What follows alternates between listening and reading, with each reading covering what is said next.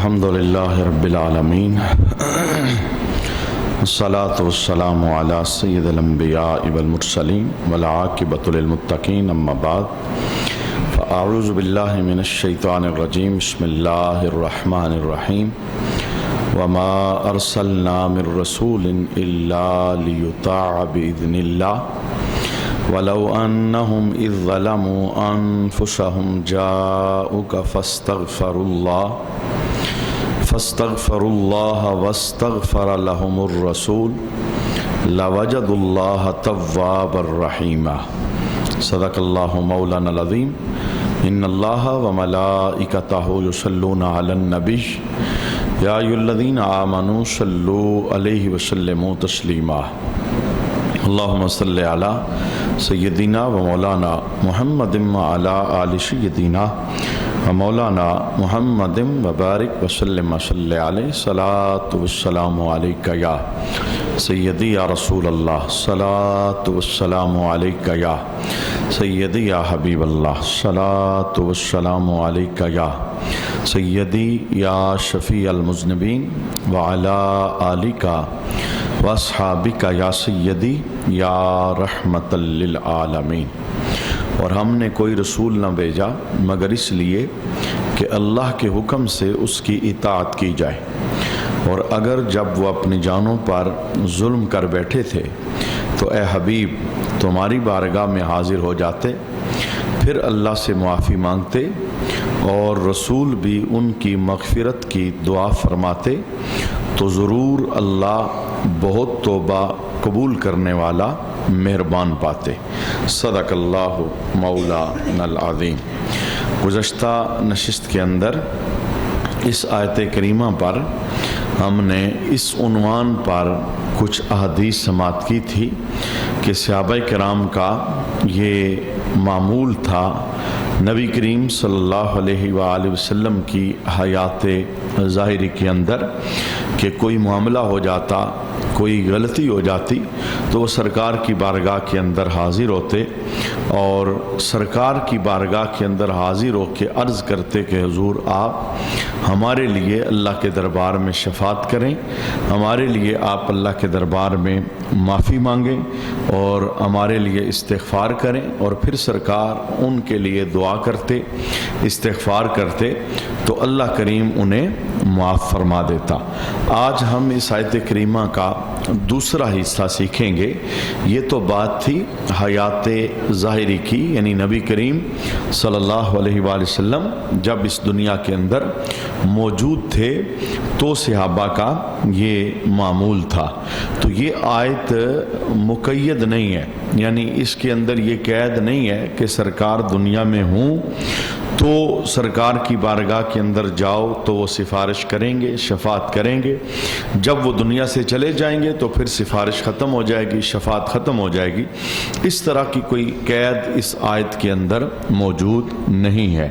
یعنی کہ جس وقت صحابہ کرام نبی کریم صلی اللہ علیہ وآلہ وسلم کی بارگاہ میں حاضر تھے، سرکار حیات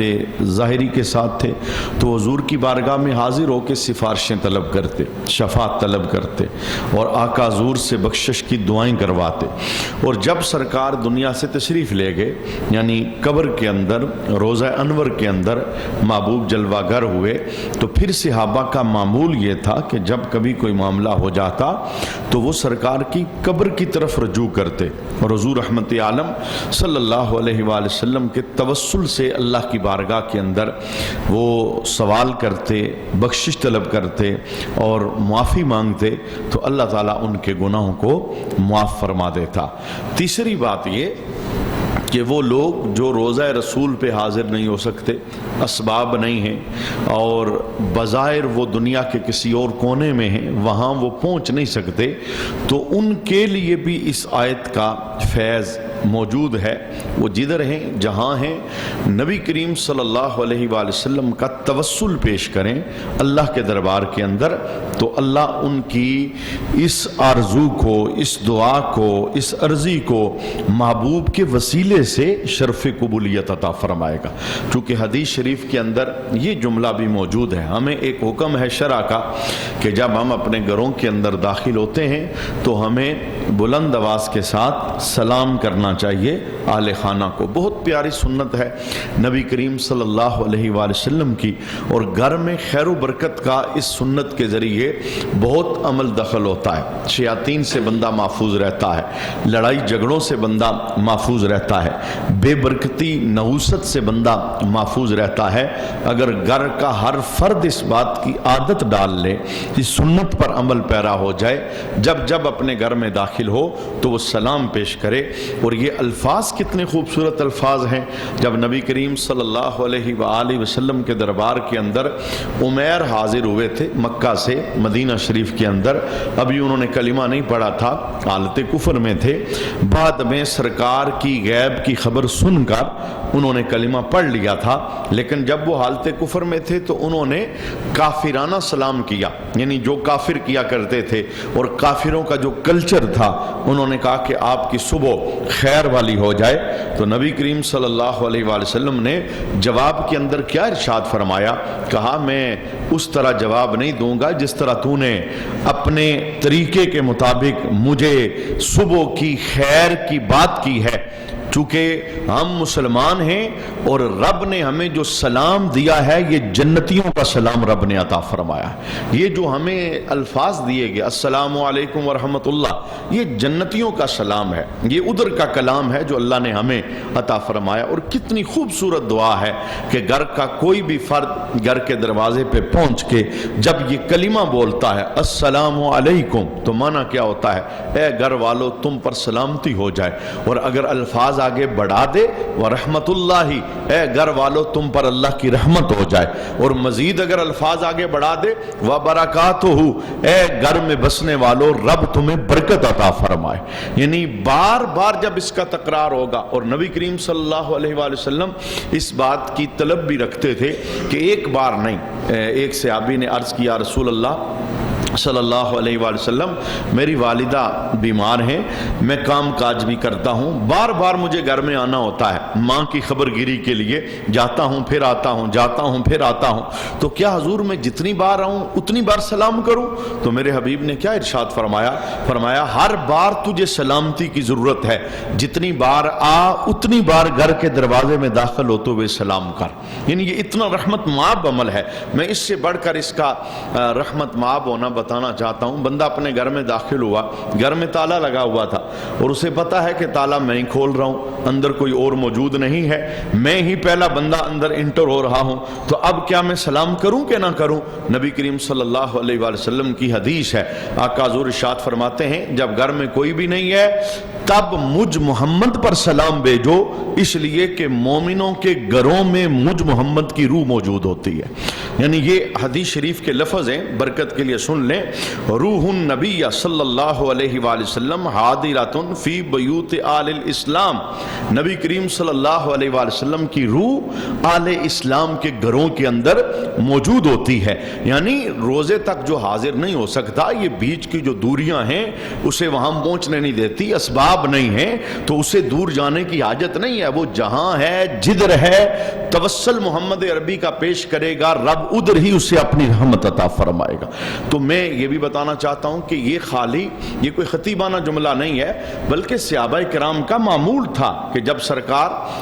ظاہری حیات چھوڑ کے قبر کے اندر تشریف فرما ہو گے، اور پھر میرے حبیب نے یہ جملہ بھی بولا تھا حیاتی خیر لکم و مماتی خیر لکم، میرا جینا بھی تمہارے لیے بہتر ہے اور میرا دنیا سے جانا بھی تمہارے لیے بہتر ہے۔ معنی یہ ہے کہ جب میں موجود ہوں تم میرا دیدار کرتے ہو، فیض پاتے ہو، بیٹھتے ہو، بات سنتے ہو، یہ ایسا نہیں ہوگا میں دنیا چھوڑ کے جاؤں گا تو پھر ہمارے رابطے اور تعلق ختم ہو جائیں گے۔ فرمایا وَمَمَاتِ خَيْرٌ لَكُمْ، میرا دنیا سے جانا بھی تمہارے لیے خیر ہوگا تم جدھر بھی ہوگے توجہ سے میری ذات پہ سلام بھیجو گے، میں محمد سنوں گا، سن کے جواب بھی عطا فرماؤں گا۔ تو یہ میں کچھ صحابہ کا تذکرہ آپ کے سامنے پیش کر دیتا ہوں کہ صحابہ کا معمول یہ تھا کہ جب سرکار دنیا سے تشریف لے گئے انہیں کوئی حاجت پیش آتی تو حضور کے روزے پہ حاضر ہوتے، جیسا کہ حضرت عمر رضی اللہ تعالی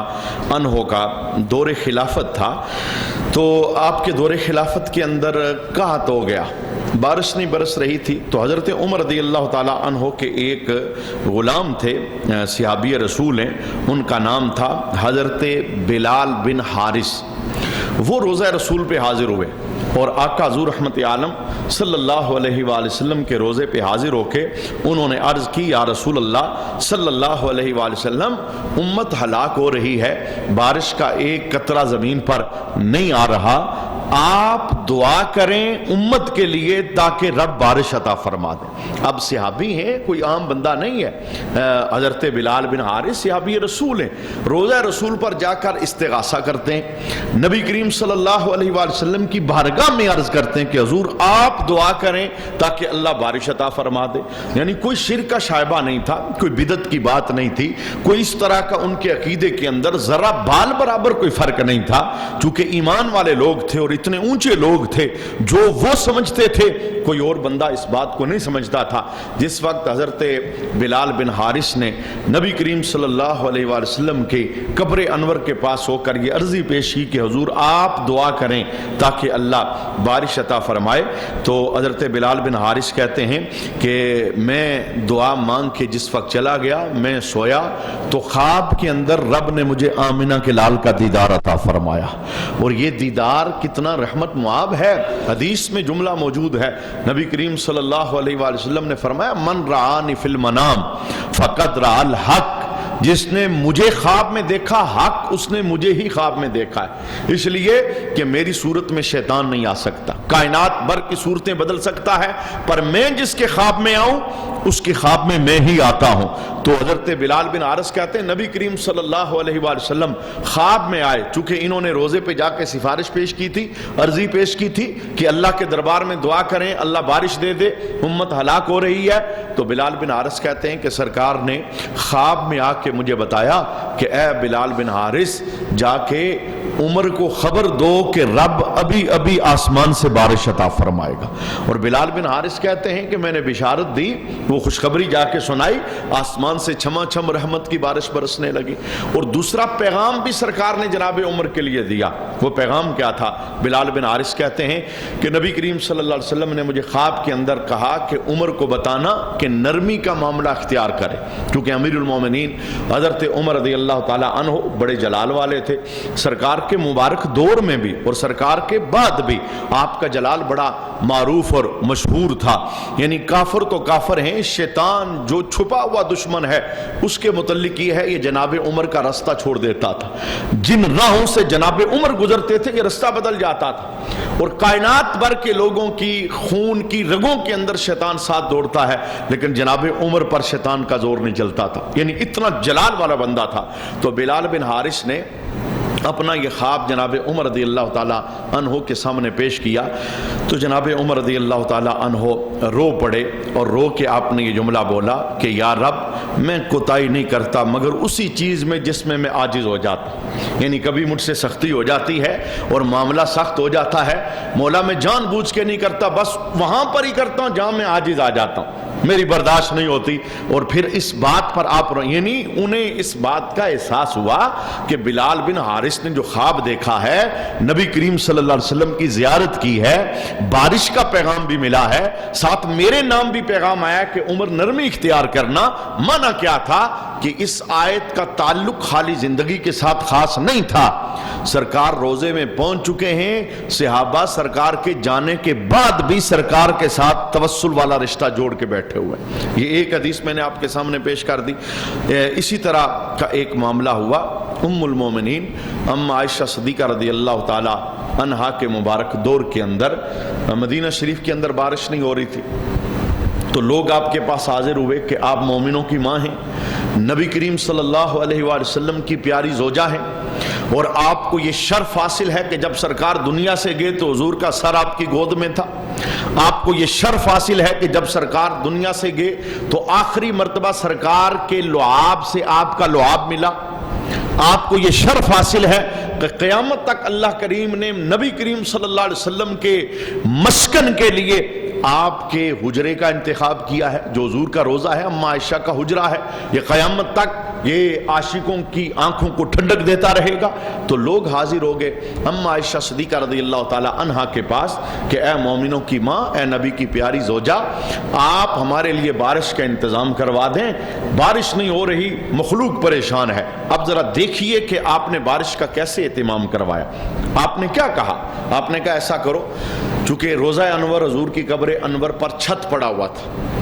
جیسے آج روزہ بنا ہے، اس وقت بھی اس دور کے تقاضوں کے مطابق وہ چھت پڑا ہوا تھا۔ تو آپ نے کیا کہا؟ آپ نے کہا اگر تم چاہتے ہو آسمان سے ابھی ابھی بارش اترنا شروع ہو جائے تو پھر ایسا کرو کہ جہاں نبی کریم کی قبر انور ہے وہاں سے جو چھت والا حصہ ہے اسے اوپر سے سوراخ کرو، خالی کرو، ایک روشن دان بناؤ، حتیٰ کہ آسمان اور قبر انور کے درمیان کوئی رکاوٹ نہ ہو۔ تو صحابہ نے ایسا ہی کیا، وہ چھت جس چیز کا بنا تھا بیچ میں روشن دان بنایا، قبر آسمان کو نظر آنے لگی۔ صحابہ کہتے ہیں ہم اس بات کی گواہی دیتے ہیں جیسے ہی روشن دان بنا اور قبر اور آسمان کے درمیان جو رکاوٹ تھی چھت کی ختم ہوئی، رب نے چھما چھم رحمت کی بارش عطا فرما دی۔ یعنی حضور کی ذات تو حضور کی ذات ہے، سرکار کی قبر انور کا یہ فیض ہے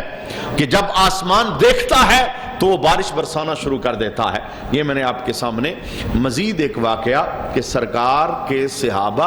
آقا حضور رحمت عالم کی حیات ظاہری کے بعد، وصال کے بعد بھی سرکار کے توسل کو استعمال فرمایا کرتے تھے، اور یہ بڑی مشہور حدیث شریف ہے۔ نبی کریم صلی اللہ علیہ وآلہ وسلم کے دربار میں ایک نابینا صحابی پیش ہوئے اور انہوں نے عرض کی یا رسول اللہ صلی اللہ علیہ وآلہ وسلم، میری آنکھیں نہیں ہیں، میرے لیے آپ دعا کریں اللہ مجھے آنکھیں دے دیں۔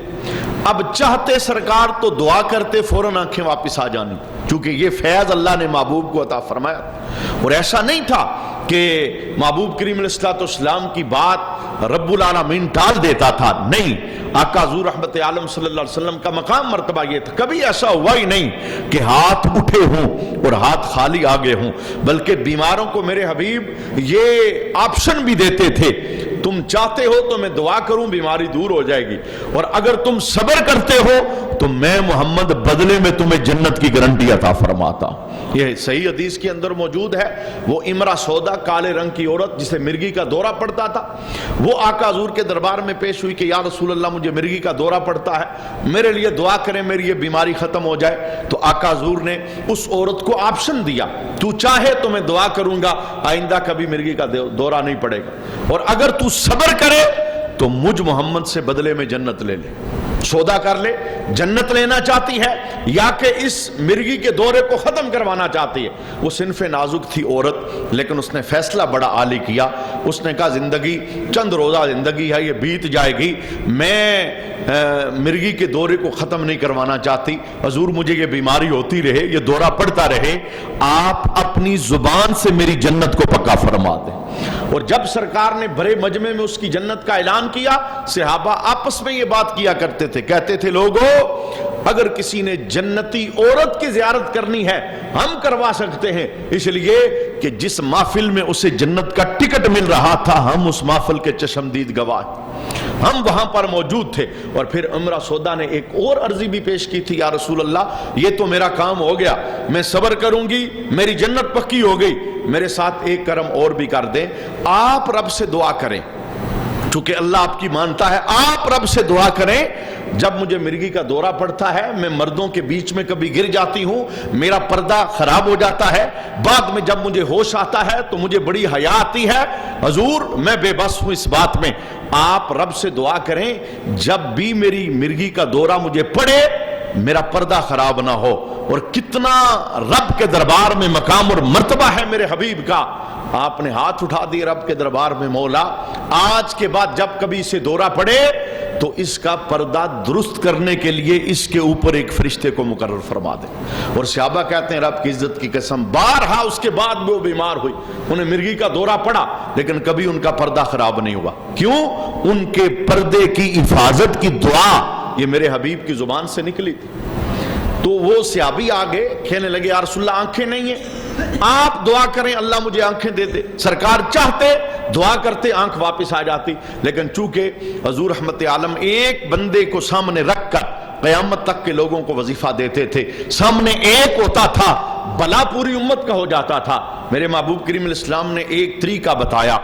تیرے بعد کسی کو بھی حاجت پیش آ جائے, ضرورت پیش آ جائے, اور وہ چاہے کہ اس کی حاجت پوری ہو جائے, اس کی عرضی سنی جائے, تو وہ اس وظیفے پہ عمل کرے. وہ وظیفہ کیا ہے؟ آسان لفظوں کے اندر میرے محبوب نے فرمایا جا وضو کر کے آ, وضو کرنے کے بعد 2 رکعت نماز حاجت ادا کر, اور 2 رکعت نماز حاجت ادا کرنے کے بعد ہاتھ اٹھا کر مجھ محمد کے وسیلے سے رب کے دربار میں دعا مانگ. آنکھیں چاہیے, میرے وسیلے سے دعا مانگ. تو وہ صحابی جس وقت وضو کر کے فارغ ہوئے, 2 رکعت پڑھی, سرکار کے وسیلے سے دعا مانگی, ابھی ہاتھ نیچے نہیں کیے تھے رب نے آنکھوں کا نور واپس عطا فرما دیا.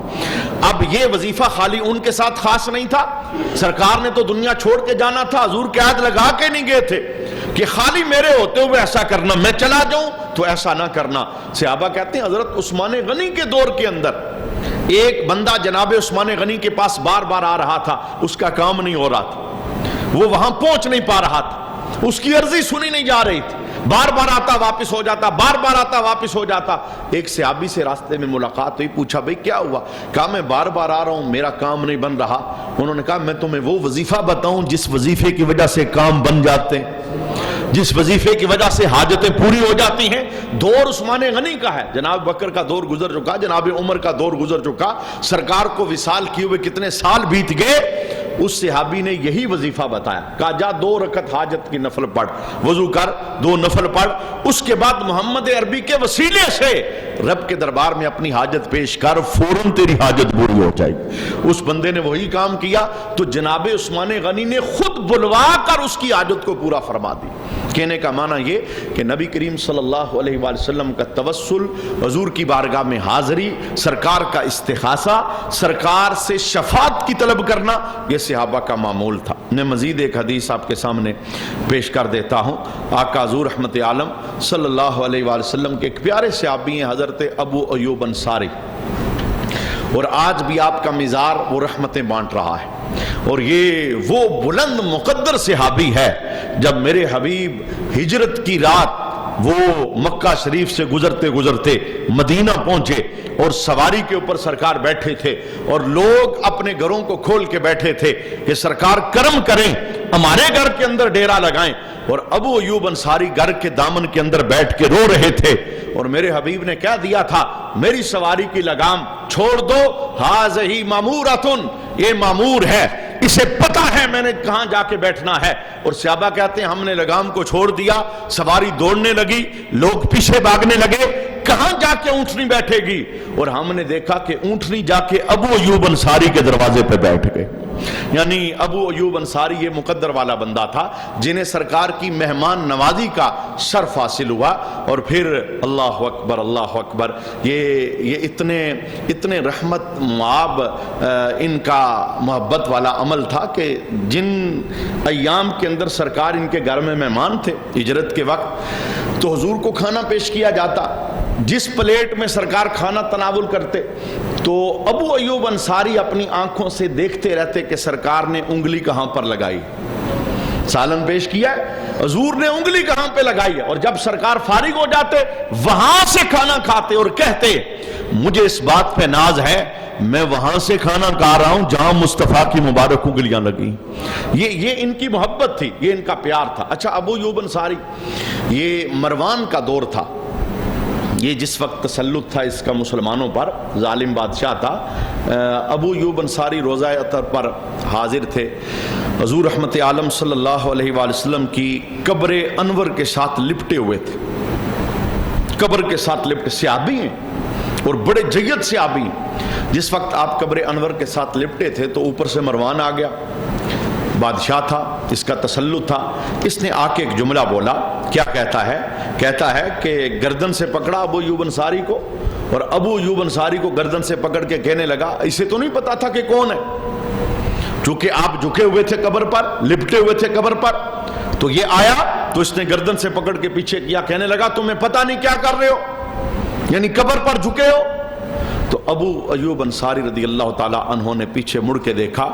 اور دیکھ کے جو آپ نے جملہ بولا یہ صحابہ کے نظریے کو ثابت کرتا ہے. جملہ کیا بولا؟ آپ نے کہا مروان سوچ سمجھ کے بات کر، میں کسی پتھر اور اینٹ کے سامنے نہیں، میں رب کے محبوب کے سامنے حاضر ہوا ہوں. میں قبر پہ جو اپنا میں نے منہ رکھا ہے اور تو سمجھتا ہے کہ میں غلط کام کر رہا ہوں، میں پتھر اینٹ کے پاس نہیں آیا، میں رب کے حبیب کے پاس آیا ہوں، اور یہاں آنے کا ہمیں رب نے حکم عطا فرمایا.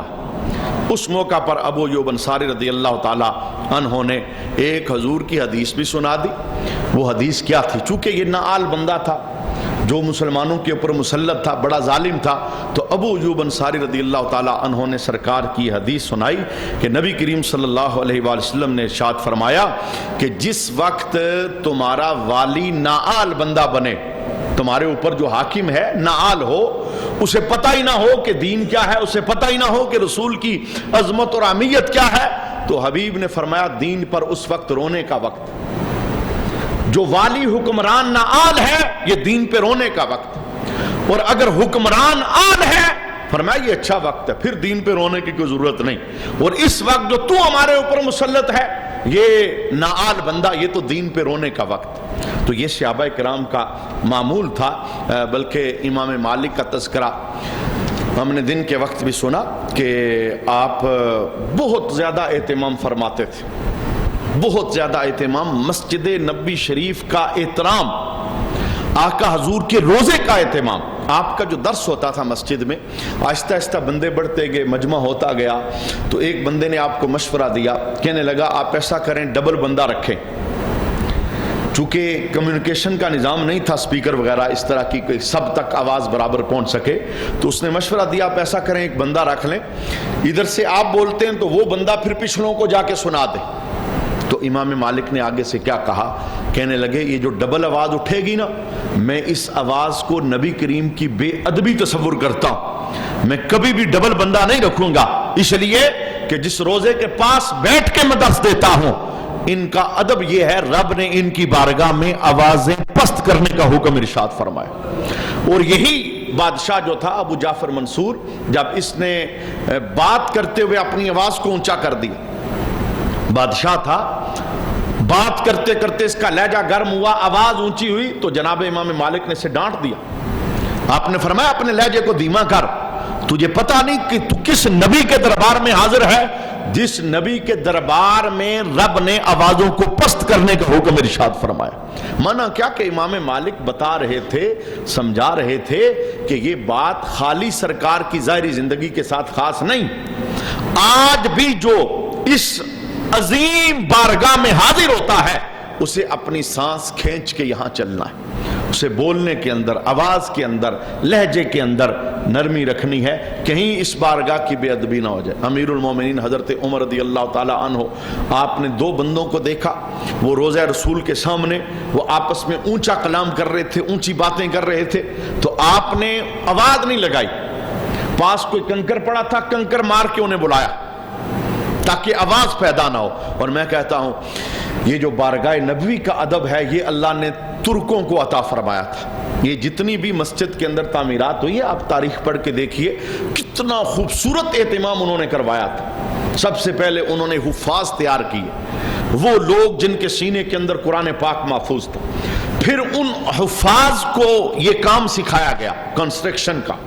اور پھر اس کے بعد حفاظ کو آرڈر جاری کیا گیا کہ جب بھی روضہ رسول کے قریب تم نے کام کرنا ہے ہمیشہ باوضو ہو کے کام کرنا ہے، اور ساتھ یہ اہتمام کروایا کہ کسی پتھر کو توڑنے کے لیے ہتھوڑے کا استعمال نہیں کرنا.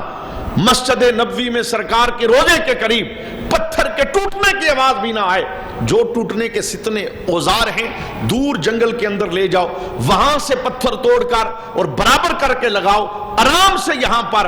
پتھر کی آواز بھی اونچی نہیں ہونی چاہیے، چونکہ رب نے ہمیں نبی کے دربار کا ادب کرنے کا حکم عطا فرمایا۔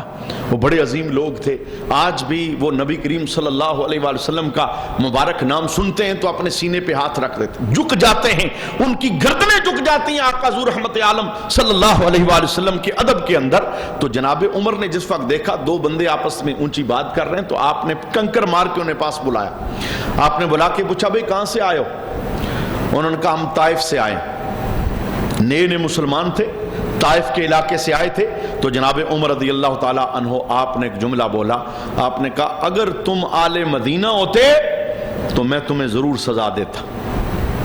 تم آئے ہو باہر سے، میں تمہیں چھوڑ رہا ہوں، اگر تم، چونکہ انہیں پتا تھا جناب عمر کو کہ مدینے والوں کو میں نے سمجھایا ہوا ہے، سکھایا ہوا ہے اس بارگاہ کا ادب کیا ہے، یہاں بولنا کیسے ہے، یہاں بیٹھنا کیسے ہے، یہاں کلام کیسے کرنا ہے۔ آقا حضور رحمت عالم صلی اللہ علیہ وآلہ وسلم کے ساتھ یہ جو نسبت ہے، ادب والی نسبت، محبت والی نسبت، اللہ اس سے سلامتی نصیب فرمائے۔ اور روزے پہ حاضر ہوں تو ادھر ادب کریں، اور روزے پہ حاضری نہ ہو سکے تو دنیا کے جس کونے میں بیٹھے ہیں آقا حضور کا توسل ڈالیں، نبی کریم صلی اللہ علیہ وسلم کا وسیلہ پیش کریں، اللہ کے دربار کے اندر اللہ دعاؤں کو شرف قبولیت عطا فرماتا ہے۔ ہم اللہ کے دربار کے اندر دعا کرتے ہیں کہ اللہ ہماری اس حاضری کو اپنے دربار کے اندر شرف قبولیت عطا فرمائے اور اس آیت کا فیضان اللہ ہمیں عطا فرمائے۔ دیگر بھی بہت سارے واقعات ہیں، یعنی صحابہ کرام وصال کے بعد وہ حاضر ہوتے تھے۔ ہم آخری واقعہ سن لیتے ہیں جو مفسرین نے بیان کیا کہ ایک اعرابی بندہ وہ آقا حضور کے روزے پہ حاضر ہوا سرکار کے وصال کے بعد، اور اس نے آ کے عرض کی یا رسول اللہ صلی اللہ علیہ وآلہ وسلم، آپ نے فرمایا ہم نے سنا، یعنی جو آپ کی حدیثیں ہیں، جو آپ نے فرمایا ہم نے سنا، اور جو آپ کے سینے پہ اترا ہم نے اسے مانا، قرآن پاک۔ اور وہ اعرابی کہنے لگا حضور اسی قرآن کے اندر یہ آیت بھی ہے، وَلَوْ أَنَّهُمْ إِذْ ظَلَمُوا، اگر تم اپنی جانوں پہ ظلم کر بیٹھے ہو تو محبوب کے دربار پہ آ جاؤ۔ تو اعرابی کہنے لگا یا رسول اللہ میں وہ ہوں جس نے اپنی جان پہ ظلم کر لیا ہے، میں آپ کے دربار میں آیا ہوں، میری رب کے دربار میں سفارش کریں، میری شفاعت ہو جائے، میری بخشش ہو جائے۔ صحابہ کہتے ہیں کہ جس وقت اس دیہاتی نے اس انداز میں نبی کریم صلی اللہ علیہ وسلم کے روزے کے سامنے آ کے عرضی پیش کی تو قبر انور سے آواز آئی کہ اعرابی واپس چلا جا، رب نے تیرے گناہوں کو معاف فرما دیا ہے۔ یہ اس عظیم بارگاہ کا فیضان ہے۔ اللہ کریم ہمیں ادب والی زندگی نصیب فرمائے اور اس آیت کریمہ کا فیضان اللہ ہم سب کو نصیب فرمائے۔ وما علینا الا البلاغ المبین۔